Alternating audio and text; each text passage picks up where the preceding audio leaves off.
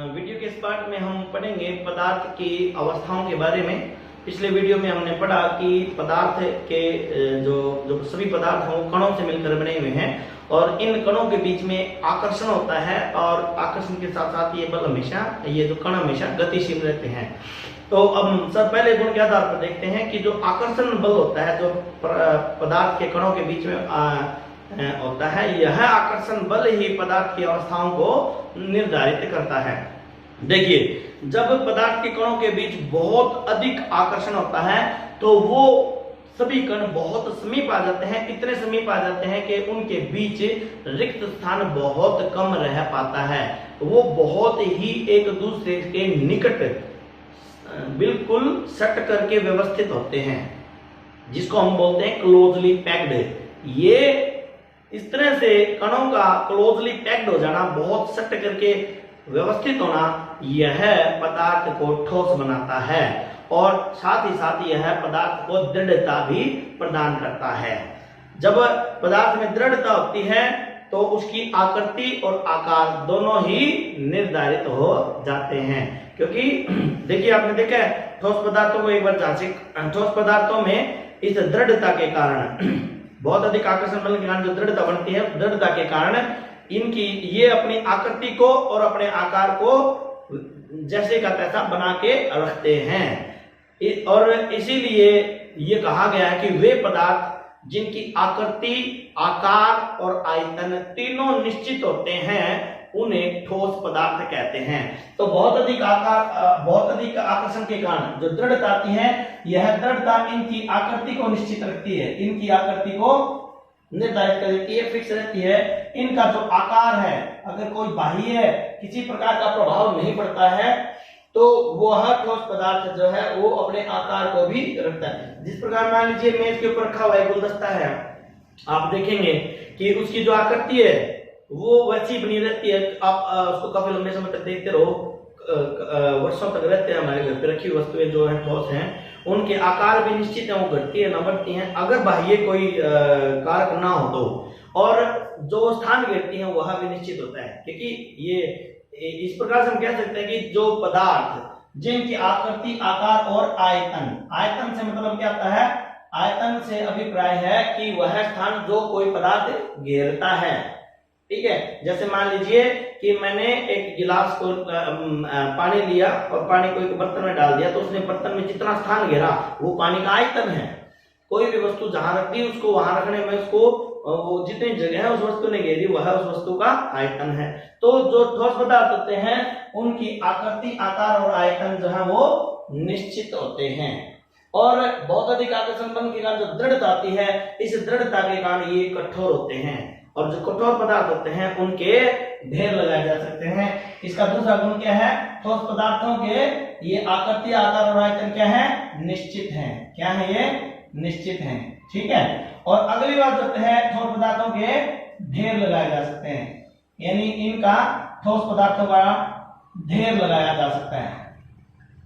यानी जिस तरह से मान लीजिए ढेर लगा सकते हैं आप। अगर बात करते हैं, अगर बिल्डिंग मटेरियल में हम बात करते हैं ईंटों की, जब हम इमारत बनाने के लिए ईंटें मंगवाते हैं तो ईंट के ऊपर ईंट के ऊपर बड़ा सा चट्टा लगाया जा सकता है। आपने बहुत बार देखा होगा, बहुत सरल उदाहरण दूंगा यहाँ पे जो हम दैनिक जीवन में देखते हैं और ध्यान में हमारे आ जाते हैं तो वो चीजें बड़ी सरलता से याद रहती हैं। तो ये क्या, ठोस पदार्थों का ढेर लगा सकते हैं। ये इसलिए हुआ क्योंकि ये दृढ़ता के कारण से। फिर क्या होता है कि दृढ़ता होने के कारण से इनको जब किसी नुकीली वस्तु से कुचा जाता है तो इन पर एक निशान बन जाता है। तीसरा गुण क्या है कि नुकीली वस्तु से खुरचने पर इन पर एक ठोस पदार्थों पर, इन पर ठोस पदार्थों पर एक स्थायी निशान बन जाता है, एक स्थायी निशान बन जाता है, एक स्थायी निशान बन जाता है। ठीक है, तीन गुण हो गए। पहला क्या, आकृति, आकार, आयतन निश्चित है। दूसरा, ठोस पदार्थों का ढेर लगाया जा सकता है। तीसरा, नुकीली वस्तुओं से खुरचने पर ठोस पदार्थों पर एक निर्धारित स्थायी निशान बनाया जा सकता है। जो अगला अगर हम बात करते हैं तो वो ये है कि जो ठोस पदार्थ होते हैं इनको संपीड़ित नहीं किया जा सकता। क्या है? चौथा है इसको ठोस पदार्थों को संपीड़ित नहीं किया जा सकता, संपीड़ित नहीं किया जा सकता। अभी के लिए आप अगला पांचवा है कि ठोस पदार्थों का विसरण, ठोस पदार्थों का विसरण ठोस पदार्थों के विसरण की दर मंद होती है। ठीक है, ये 5 मुख्य ठोस पदार्थ के विशेष 5 गुण हैं। ये अंतिम जो 4 और 5 बिंदु हैं इनको मैं विस्तार से बताऊंगा, अभी के लिए इतना समझ लीजिए और अगले बिंदु के साथ जैसे मैं इनका वर्णन करूंगा पूरा आपको समझ में आ जाएगा। ये थे हमारे ठोस पदार्थ। ठीक है, अब हम बात करते हैं द्रव पदार्थों की। यदि पदार्थ के कणों के बीच में आकर्षण बल बहुत अधिक नहीं है, केवल पर्याप्त मात्रा में इतना है कि वो कण एक दूसरे के समीप तो होते हैं लेकिन वो एक दूसरे के टच में नहीं रहते, बिल्कुल नजदीक हैं, उनके बीच स्पेस रह जाती है थोड़ी सी, नेग्लिजिबल। तो यहाँ देखिए आप, ये जो गोल आकृतियां मैंने दर्शाई है ये क्या है? ये तरल पदार्थ के कण हैं। ये आकर्षण बल तो पर्याप्त है इनमें, लेकिन इतना नहीं है जितना ठोस पदार्थ में होता है, तो इन कणों के बीच में थोड़ी दूरी रह जाती है। इस थोड़ी सी कमी की वजह से इन पदार्थों में एक गुण विकसित होता है जिसको बोलते हैं तरलता, फ्लूइडिटी। यानी ये आपस में आकर्षण होने के कारण से जुड़े तो हुए हैं, लेकिन बीच में थोड़ी जगह होने के कारण से ये एक दूसरे पर स्लाइड करते हैं, रोल करते हैं, और इसीलिए इनके अंदर बहने की प्रवृत्ति आ जाती है। जिनमें बहने की प्रवृत्ति होती है उनकी आकृति और आकार निश्चित नहीं हो सकते। तो इस प्रकार से हम क्या कर सकते हैं? द्रव पदार्थ कहते हैं जिन पदार्थों की आकृति और आकार बर्तन के अनुसार, बर्तन की आकृति और आकार के अनुसार, बर्तन की आकृति और आकार के अनुसार बदलते रहते हैं, लेकिन इनका आयतन निश्चित होता है,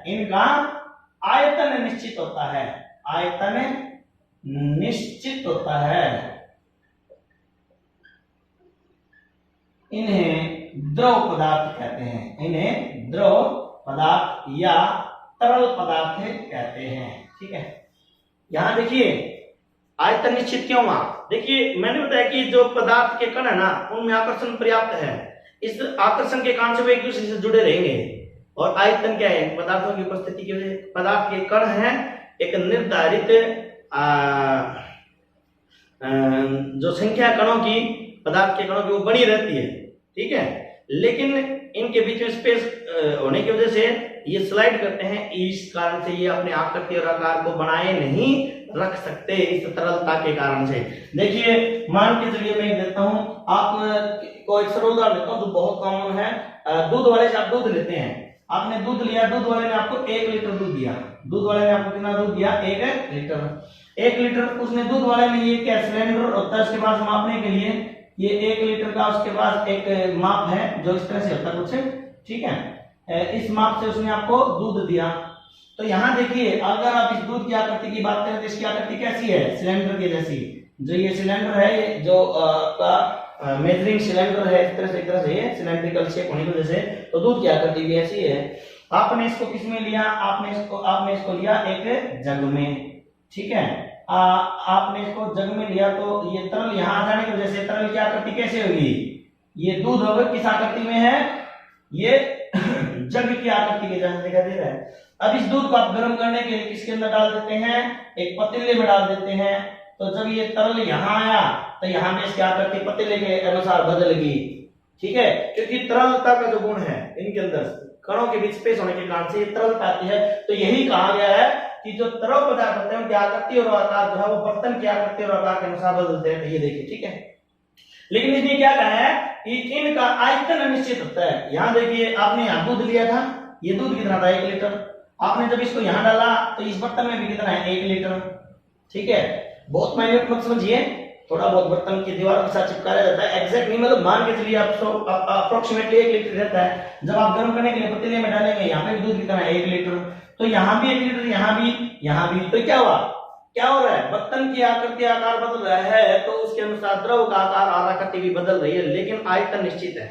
तो ये होता है हमारा द्रव। अगला होता है जो हमने यहाँ किया कि ठोस पदार्थों का ढेर लगाया जा सकता है। मैंने जैसे भी आपको बताया कि जो द्रव पदार्थ होते हैं इनके अंदर पदार्थों के कणों के बीच में जो स्पेस होने के कारण से, बहुत कम स्पेस है लेकिन है, इसलिए ये एक दूसरे के ऊपर स्लाइड करते हैं, इस कारण से इनके अंदर बहने की प्रवृत्ति होती है। तरल पदार्थों के अंदर क्या होता है, बहने की प्रवृत्ति होती है।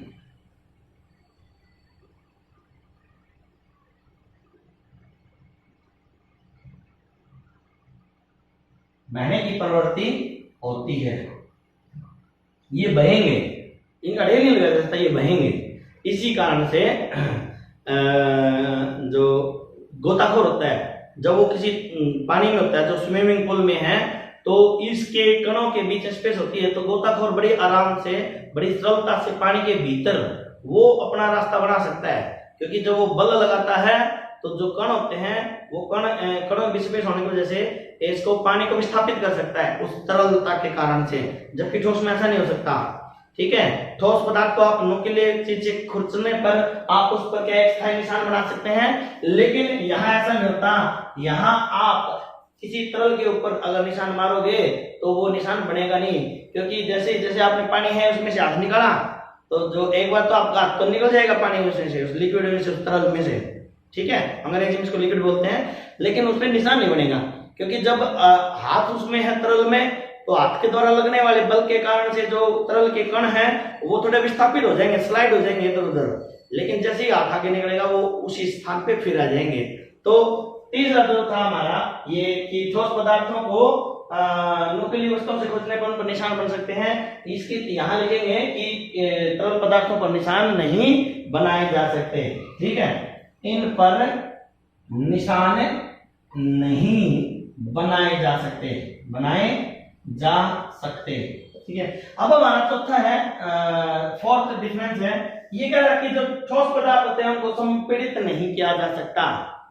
यहां ये कहता है कि तरल पदार्थों को भी संपीड़ित नहीं किया जा सकता, तरल पदार्थों को भी संपीड़ित नहीं किया जा सकता। या फिर हम ये कहेंगे बहुत शुद्ध अगर बात करें तो ये न के समान संपीड़ित होते हैं, संपीड़ित होते हैं। तो मैं कहूंगा कि आप इस बात को मानिए ज्यादा, संपीड़ित तो ये होते हैं लेकिन जो संपीड़न है वो बहुत कम है, इतना कम कि हम समझ भी नहीं पाते, इसको ऑब्जर्व भी नहीं कर पाते हैं, तो इसलिए हम इसको सामान्य बातों में कह देते हैं कि ये संपीड़ित नहीं होते। लेकिन देखिए ये थोड़ा जब मैं आगे इस टॉपिक को, संपीड़न के टॉपिक को पढ़ाऊंगा जब आपको समझ में आ जाएगा, तो आप इसको समझिए कि तरल पदार्थों को संपीड़ित नहीं किया जा सकता। सामान्य अगर आप ऐसा लिखते हैं तो भी सही है, लेकिन बिल्कुल सही लिखना है तो आप ये लिखिए कि इनको न के समान संपीड़ित किया जा सकता है, यानी ये संपीड़ित होते हैं किंतु न के समान। अगला है जो पांचवा किया कि इनकी तरल पदार्थों की, यानी तरल पदार्थों का के विसरण की दर तीव्र होती है, यानी ये बहुत, क्या होता है विसरण मैं बताऊंगा, आपको समझ में आ जाएगा, बस आप एक बार के लिए याद रखिए, सिर्फ 5 मिनट के लिए, फिर आपको याद हो जाएगा। अब हम बात करते हैं गैसीय पदार्थों की। गैसीय पदार्थों के अंदर जो गैसीय पदार्थ उनके जो कण हैं उनके बीच में आकर्षण बल जो है वो न के समान है, नगण्य है। यानी अगर हम बात करते हैं तो गैसीय पदार्थों के जो कण हैं वो स्वतंत्र रूप से गति करते हैं, उनका किसी प्रकार से एक दूसरे के प्रति आकर्षण नहीं होता है। यही कारण होता है कि वो हमेशा, उनके अंदर बहुत अधिक गतिज ऊर्जा होने के कारण जो गैस के कण होते हैं वो हमेशा गति में रहते हैं, और ये गति भी अनिश्चित होती है, यानी इसकी कोई दिशा नहीं होती, जिग जैग मोशन होता है, यानी किसी भी डायरेक्शन में हो सकता है। और इस जिग जैग मोशन के कारण ये गैस के कण एक दूसरे के साथ टकराते हैं, और साथ के साथ ये जिस बर्तन में भरे होते हैं उस बर्तन में टकराते हैं।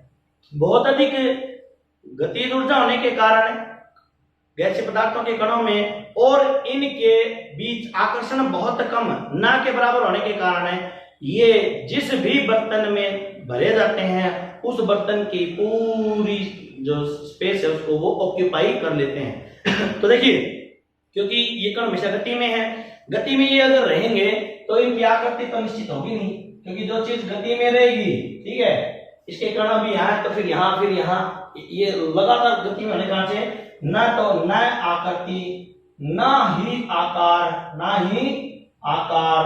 और ना ही आयतन निश्चित होता है।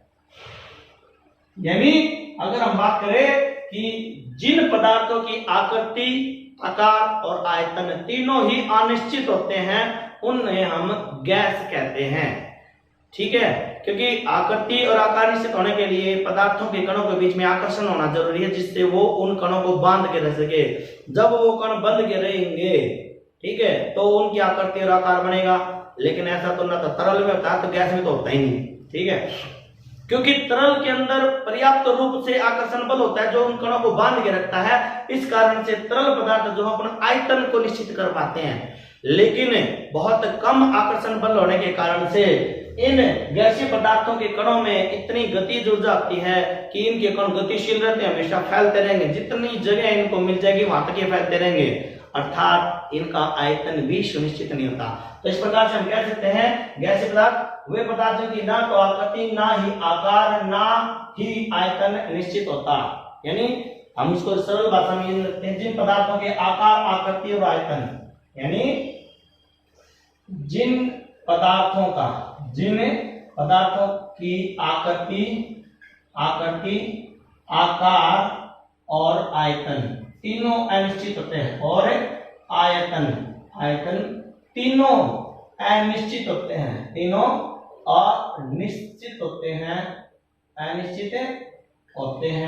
उन्हें गैस कहते हैं, उन्हें गैसीय पदार्थ कहते हैं, ठीक है। देखिए मैं समझाता हूं।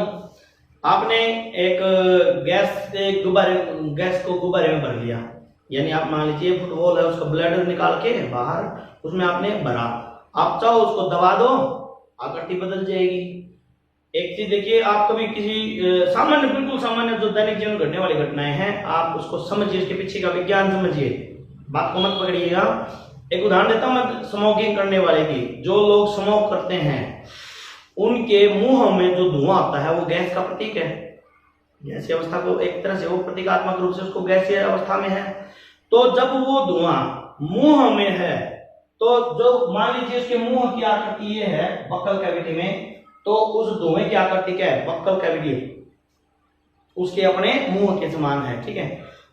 जब वो उसको छोड़ता है तो देखिए, जब छोड़ता है तो वो धुआं क्या प्रसारित होता रहता है। तो देखिए जब वो बाहर निकलता है तो ना तो उसकी आकृति, ना आकार और ना ही आयतन, क्योंकि जब वो कहीं रुकेगा, जब उसके कण किसी एक स्थान तक निर्धारित स्थान तक रुकेंगे ही नहीं, तो आयतन तो निश्चित हो ही नहीं सकता, और आकृति निरंतर बदलती रहती है। उड़ते हुए धुएं से आप इसको कल्पना कर लीजिए कि इसका आकृति, आकार, आयतन कुछ भी निश्चित नहीं होता है। तो दूसरी बात करते हैं, वही धुआं जो भीतर था तो थोड़ी सी स्पेस में था बक्कल कैविटी में, और जब बाहर निकला तो प्रसारित हो गया, ठीक है। अगर आया हमारा कि ये कहता है कि इनमें वैनिक प्रवृत्ति होती है, इसके लिए हम क्या लिखेंगे, इनके अंदर विशेष प्रवृत्ति होती है कि गैसीय पदार्थ जो होते हैं, गैसीय पदार्थ ये बर्तन की सारी सतह, सारी उपलब्ध जगह को, उपलब्ध स्थान को घेर लेते हैं। देखिए समझा रहा हूं आपको, दो बात करता हूं। एक विशेष आकृति का मैं एक वो बनाता हूं, एक पॉट, ये एक विशेष आकृति का पॉट है। ये मान लीजिए एक ऐसा टेढ़ा मेढ़ा पॉट है जो यहाँ से इसको फिल करेंगे। अगर हम इसके अंदर लिक्विड फिल करेंगे, लिक्विड का ये जो कंटेनर है इसका माउथ कहाँ पे है, यहाँ नीचे, और ये बालू पर है, ठीक है। अगर हम इसमें लिक्विड डालेंगे या बालू डालेंगे तो वो संभावना कहाँ तक है, यहाँ तक। वो जो लिक्विड है वो तरल वगैरह पदार्थ होगा या सूखा रेत हम डालेंगे तो वो यहाँ तक भरा जाएगा। लेकिन अगर हमने इसके अंदर धुआं डाल दिया, मान लीजिए कांच की बनी आकृति है, तो आप देखेंगे धुआं ऊपर भी चला गया। ये क्या हुआ, क्योंकि इसके अंदर गतिज ऊर्जा ज्यादा होने की वजह से ये कण जो है गैसीय पदार्थों के ये गति में रहते हैं, तो इनको जहां भी स्थान उपलब्ध होगा ये वहां पहुंच जाएंगे। तो गैसीय पदार्थों का ये दूसरा लक्षण यह होता है कि ये बर्तन के अंदर की सारी उपलब्ध स्थान को घेर लेते हैं। दे occupy the entire space available in the container. बर्तन के अंदर उपलब्ध सभी समस्त स्थान पर ये फैल जाते हैं। ये दूसरा गुण है जो हमने यहाँ बताया कि बहने की प्रवृत्ति की तुलना इस गुण से करते हैं अपन। तीसरा है कि इन पर निशान नहीं बनाए जा सकते। देखिए, जिसकी कोई आकृति और आकार होता है उसके ऊपर निशान बनाने की संभावना की कल्पना की जा सकती है। इनकी आकृति आकार आयतन कुछ निश्चित नहीं होता, तो इसलिए तुलना की तो संभावना ही समाप्त होती है। चौथी है हमारा जो फोर्थ पॉइंट है कि जो यहाँ पर इसका, इसलिए थर्ड पॉइंट को स्किप करके थर्ड पॉइंट में मैं लेता हूँ जो हमने दूसरे में फोर्थ और फिफ्थ में लिया है। यहाँ पर जो थर्ड को स्किप करने के बाद में अगला जो गैसीय पदार्थ है कि इनको संपीड़ित किया जाता है, संपीड़ित किया जा सकता है, संपीड़ित किया जा सकता है ये होता है। और फोर्थ जो इसका है कि इनके अंदर बहुत तेजी से विसरण होता है। इनका विसरण बहुत तेजी से होता है, बहुत तेजी से होता है। ये हमारे तुलनात्मक रूप से तीनों अवस्थाओं के गुण आ गए। तो ये तीन अवस्थाएं थी, ठीक है। ये संपीड़न क्या है, ये विसरण क्या है, इसको मैं पूरा करता हूं। उससे पहले मैं बात लेता हूं अगली दो अवस्थाओं के बारे में वो कर लेता हूं, ठीक है। अभी मैंने बताया कि जो पदार्थ है उसकी 3 जमा 2 यानी 3 + 2 5 अवस्थाएं हैं। तो विशेष मुख्यतः तो ये 3 अवस्थाएं हैं जो हमने अध्ययन करनी है। अतिरिक्त इनके जो 2 अवस्थाएं हैं प्लाज्मा और बोस आइंस्टाइन कंडेंसेशन, वो क्या है वो बताता हूं। जो प्लाज्मा अवस्था होती है, प्लाज्मा अवस्था, अब हम बात करते हैं शेष जो 2 अवस्थाएं और पदार्थ की हैं, प्लाज्मा अवस्था और दूसरी है बोस आइंस्टाइन कंडेंसेट अवस्था। प्लाज्मा अवस्था क्या होती है, जब गैसीय पदार्थों को आयनीकृत, यानी गैसीय प्लाज्मा अवस्था क्या है, गैसीय पदार्थों की आयनीकृत उत्तेजित अवस्था को प्लाज्मा अवस्था कहते हैं। यानी जब गैसों में से बहुत उच्च विद्युत धारा प्रवाहित की जाती है तो ये जो गैसें हैं विद्युत ऊर्जा को अवशोषित करती हैं, जिस कारण से इनके इलेक्ट्रॉन जो हैं वो उत्तेजित होकर के हाई इलेक्ट्रॉन स्टेट में चले जाएंगे, हाई एनर्जी सेल में प्रवेश करेंगे। इसे हम बोलते हैं उत्तेजित होना। यानी एक अब जब ये उत्तेजित होते हैं तो इनमें से तरंगें निकलने लगती हैं। एक बहुत सरल साधारण उदाहरण मैं आपको दूंगा जो आपके सतर पे आप समझने में बड़े आसान आपको महसूस होगा। आपको करना क्या है, आप देखिए एक लोहे का जब कोई लोहे का कोई रोड है उसको जब गर्म किया जाता है तो पहले क्या होता है, लाल होता है। उसको कंटिन्यू अगर हम गर्म करते रहेंगे तो वो ऑरेंज कलर, येलो कलर और अल्टीमेटली लगातार गर्म करते रहने पर क्या होगा, उसका जो रंग है वो सफेद हो जाएगा। और अगर अब हम मान लें कि एक बंद अंधेरे कमरे में हम इसको लेके जाएंगे तो वह हमें वहां जो लोहा है जो उसने ऊष्मा अवशोषित की थी, ऊष्मा ऊर्जा अवशोषित की थी, जितनी ऊष्मा ऊर्जा उसने अवशोषित की थी उसको वो प्रकाश की तरंगों के रूप में उत्तेजित करता है। ठीक यही अवस्था होती है जब गैसीय पदार्थों के अंदर विद्युत धारा प्रवाहित की जाती है तो विद्युत ऊर्जा से गैसीय पदार्थों के जो कण होते हैं, गैस के कण जो होते हैं वो उत्तेजित हो जाते हैं और वो अपने आयनों का, अपने इलेक्ट्रॉन का त्याग कर देते हैं। तो जब गैसीय पदार्थों के कणों में से इलेक्ट्रॉन बाहर निकल जाते हैं तो वो गैस क्या बन जाती है, आयन। तो इलेक्ट्रॉन भी वही है क्योंकि ये चीजें किसी एक सिस्टम में इसको प्रैक्टिकली एग्जीक्यूट किया जाता है। यानी ये व्यवस्था किसी एक बंद एक पात्र में की जाती है। तो बंद पात्र है तो निकले हुए इलेक्ट्रॉन भी वही है। तो क्या है, इलेक्ट्रॉन है, इलेक्ट्रॉन के बीच में गैस के आयन है। तो इस अवस्था में क्या होता है, उसमें से प्रकाश निकलने लगता है। इसका एक उदाहरण देखिए, इसका उदाहरण है CFL लैंप। CFL लैंप है ना, जो हमने अपने घरों में भी इस्तेमाल किया था। अभी तो LED यूज करते हैं हम, इससे पहले एक बल्ब आता था, एक CFL कॉम्पैक्ट फ्लोरोसेंट लाइट। इसमें क्या होता था कि गैस भरी होती थी और जब उसमें से विद्युत ऊर्जा उसमें प्रवाहित कर जाती थी तो ये गैस के कण जो थे ये उत्तेजित हो जाते थे और उत्तेजित होने के कारण से ये क्या है, एक प्रकाश निकालना शुरू कर देते थे, जिसको फ्लोरोसेंट लाइट बोलते थे। तो यह जो CFL के अंदर जो अवस्था थी वह अवस्था प्लाज्मा अवस्था थी। जो सूर्य है, तारे हैं, सूर्य और तारों में जो ऊर्जा का स्रोत है वह क्या है? नाभिकीय संलयन, नाभिकीय। बड़ी कक्षा में आप पढ़ेंगे या हो सकता है आपको पहले से ही पता हो, नाभिकीय संलयन के कारण से बहुत अधिक ऊष्मा उत्पन्न होती है। इस ऊष्मा को ग्रहण कर करके ये गैसें जो होते हैं तारों में और सूर्य में, सूरज भी तारा है, वो आयनीकृत हो जाती हैं और उत्तेजित भी होती हैं।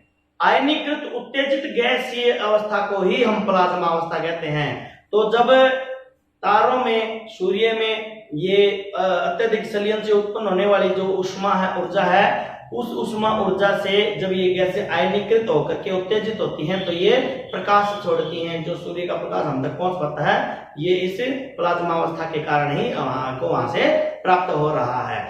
अब दूसरी बात रहती है नियोन लैंप। ये देखिए, ये जब गैसें आयनीकृत होती हैं, उत्तेजित होती हैं, जो प्रकाश वो छोड़ती हैं, उस प्रकाश का जो रंग है वो उसके गैस की प्रकृति पर निर्भर करता है। जैसे आपने कॉम्पैक्ट फ्लोरोसेंट लाइट CFL में देखा, वो व्हाइट लाइट छोड़ते हैं, लेकिन गलियों में जो लगने वाली स्ट्रीट लाइट, उसमें जो नियोन बल्ब लगा होता है, उसकी जो लाइट है वो व्हाइट नहीं होती, वो something orange light, orange yellow helium bulb होता है, उसका होता है। यानी गैस जो उस बल्ब के अंदर या CFL के अंदर भरी जाएगी, उसके अनुसार ही उससे निकलने वाले प्रकाश का रंग होगा। अलग अलग पदार्थों के लिए, अलग अलग गैसों के लिए अलग अलग रंग होता है। ये थी हमारी प्लाज्मा अवस्था। अब हम बात करते हैं पांचवी अवस्था के बारे में। जो पांचवी अवस्था है वो है Bose Einstein condensate reaction. Bose Einstein, जैसे कि आप देख रहे हैं इन दोनों बीच में ये दो नामों से बनाया हुआ नाम है। क्या है कि जब वायु से 1 लाख गुना कम घनत्व की, 1 लाख गुना कम घनत्व मतलब वायु से भी 1 लाख गुना हल्की कोई गैस है, उस गैस को जब ठंडा किया जाता है 0 केल्विन ताप पर। केल्विन ताप की इकाई है 0 केल्विन -273.15 डिग्री सेल्सियस। यानी अगर 0 डिग्री सेल्सियस, हम सामान्य ताप को जो आम व्यवहार में हम डिग्री सेल्सियस का इस्तेमाल करते हैं, डिग्री सेल्सियस ताप की इकाई है, केल्विन भी ताप की इकाई है। जब कि किसी गैस को जो वायु से 1 लाख गुना कम घनत्व की है, वायु से 1 लाख गुना हल्की है, उसको ठंडा किया जाता है -273 डिग्री सेल्सियस तापमान तक। तो उसको ठंडा करने पर जो अवस्था उसकी बनती है वह अवस्था बोस आइंस्टाइन कंडेंसेट अवस्था कहलाती है। यानी एक तरह से देखो, मैं आपको समझा रहा हूं, बिल्कुल वैसा तो ये नहीं है, लेकिन उससे तुलना करके आपको समझाने का प्रयत्न कर रहा हूं। जिस तरह से फॉग होती है ना, फॉग बहुत अधिक तापमान है, फॉग अलग चीज है, वो अवस्था नहीं है, एक तरह से इसी तरह से होता है। तो इस तरह से एक अवस्था प्राप्त होती है। यह हमारे भारतीय 1924 और 25 में भारतीय वैज्ञानिक थे सत्येंद्र दास जी, सत्येंद्र दास बोस जी, उन्होंने बताया था कि जब भी किसी इस तरह से जो वायु से बहुत हल्की गैस है उसको एकदम से शीतल किया जाएगा, ठंडा किया जाएगा, तो एक विशेष प्रकार की अवस्था प्राप्त होगी। और इसके जो उन्होंने बताया उस पर जो एल्बर्ट आइंस्टाइन थे उन्होंने इसके पर स्टडी किया और प्रैक्टिकली देखा, तो दोनों ने मिलकर के देखा तो ये बात सत्य निकली। और एक पांचवी अवस्था भी होती है पदार्थ की, जब इसको इतना शीतल किया जाता है, क्योंकि इतना कम तापमान उपलब्ध कराना एक साधारण काम नहीं है, इसीलिए साधारण रूप से प्लाज्मा अवस्था और ये हमारे जिक्र में नहीं आती। हम मोटे तौर पे पदार्थ की 3 अवस्थाओं को मानते हैं, कौन सी? ठोस, द्रव और गैस। बाकी ये 2 विशेष हैं, मैंने इसको अलग से बता दिया। तो बोस आइंस्टाइन में जो बोस है, क्योंकि बोस पहले थे जिन्होंने मतलब मार्गदर्शन किया था, उनके नाम के सम्मान में ही सबसे पहले इस अवस्था के आगे बोस लगा हुआ है, फिर आइंस्टाइन। इन दोनों ने संयुक्त रूप से किया, इसलिए इसका नाम बोस आइंस्टाइन कंडेंसेट अवस्था बोलते हैं। इसको शॉर्ट में BEC बोलते हैं। ठीक है, ये था हमारा पदार्थ की अवस्थाओं के बारे में। अगले वीडियो में हम डिस्कस करेंगे संपीड़न क्या है, विसरण क्या है, और जो तापमान की केल्विन डिग्री सेल्सियस जो इकाइयां हैं उसके बारे में। बने रहिए। अभी